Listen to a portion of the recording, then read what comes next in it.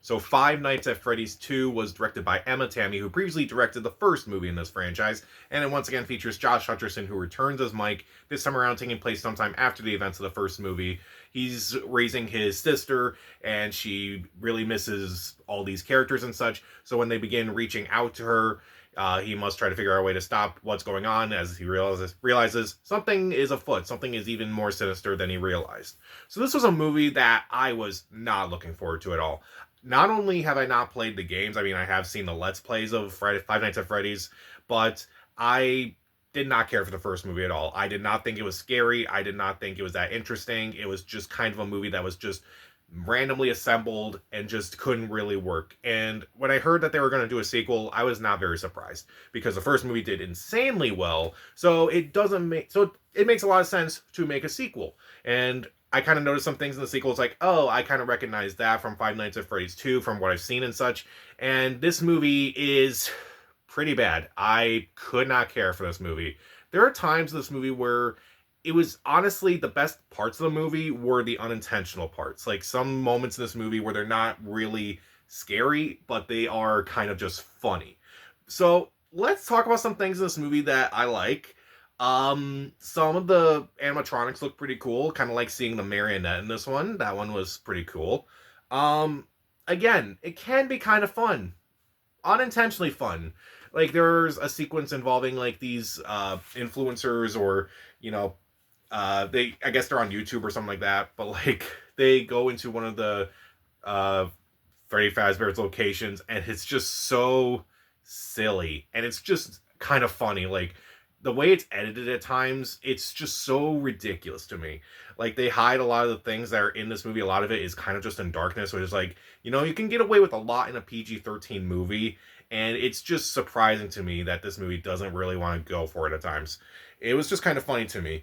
The only actor in this movie who I thought was kind of interesting was Freddy Carter, who's kind of new in this movie, where I won't really spoil what's going on with his character and such, but his character, he's kind of chewing the scenery and kind of giving the performance that this movie kind of deserves, where it's like, it's kind of silly, it's kind of over the top, and it's just like absolutely ridiculous.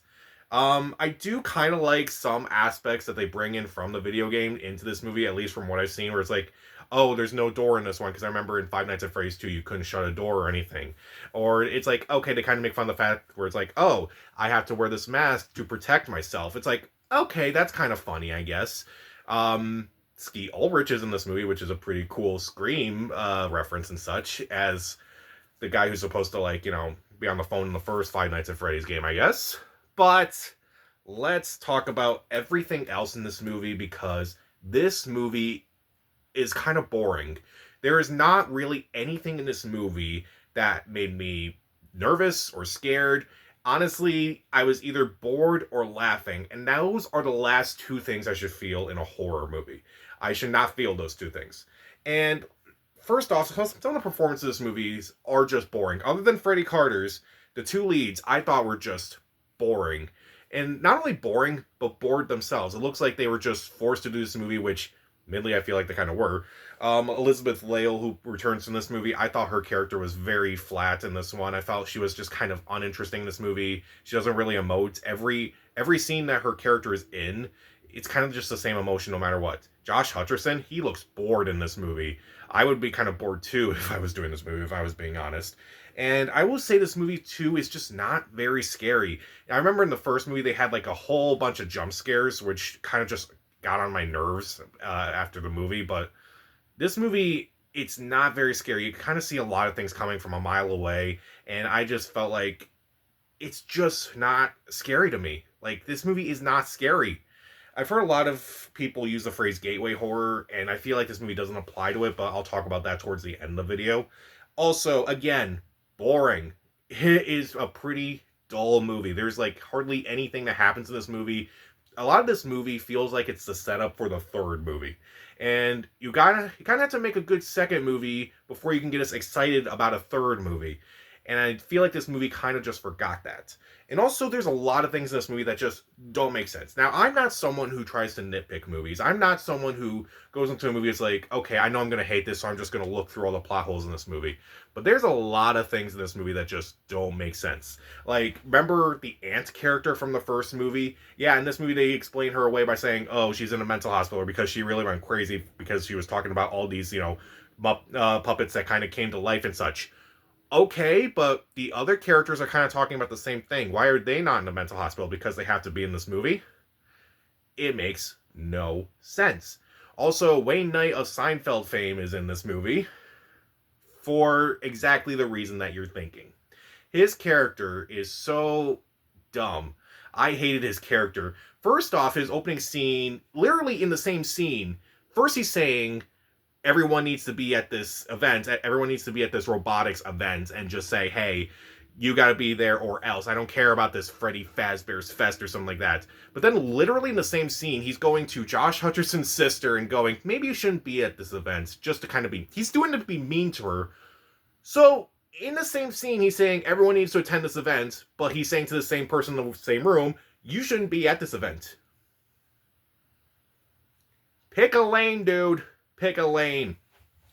And also, Chica, who's voiced by Megan Fox in this movie, Megan Fox has gotten a lot of crap over the years. And honestly, I don't mind Megan Fox personally, but at the same time, I'm thinking, why was she cast in this movie? She doesn't bring anything to her role. It's all just voiceover and such. It just feels like stunt casting. And again, this movie kind of feels like it's just setting up for a third movie, which honestly could be better than this one because, again, nothing happens in this movie. And I heard this phrase being used for this movie called gateway horror. This is basically, the horror equivalent to something like Minecraft, where it's going to attract a lot of younger people from a different generation than me. And, I get that and such, but I feel like for a movie to be a gateway horror movie, the movie should at least have scary elements in it. A movie that should actually try to resonate with people in some way. I think of Coraline as a good gateway movie, or early Tim Burton as gateway horror movies and such, or, just not this. Just movies that don't really try, or when it does try, it looks absolutely silly because it just looks so wrong, or just feels wrong in some way. But this movie, if I wasn't laughing, I was bored, and if I wasn't bored, I was laughing, and I just could not care about anything that happened in this movie. I won't say it's the worst horror movie I sat through this year. I still think Strangers Chapter 2 is the worst horror movie of this year. But I feel like this movie, it just, again, I kind of said this with the last movie too. It's like, just because I didn't know much about what the actual video game was like, that doesn't mean I can't be invested in it. Because I have seen movies where it's like, okay, maybe I wasn't in the lore at first, but because of this, I enjoyed it. In this movie, it just did nothing for me. So even though there are some moments where it can be fun, admittedly unintentionally, and there are one performance I thought was really funny, Freddy Carter, who I thought was at least chewing the scenery perfectly, and I do like some of the animatronics and some of the things I referenced I got from the game and such, where it's like, okay, I see what that was from at least. I just thought everything else was just kind of boring.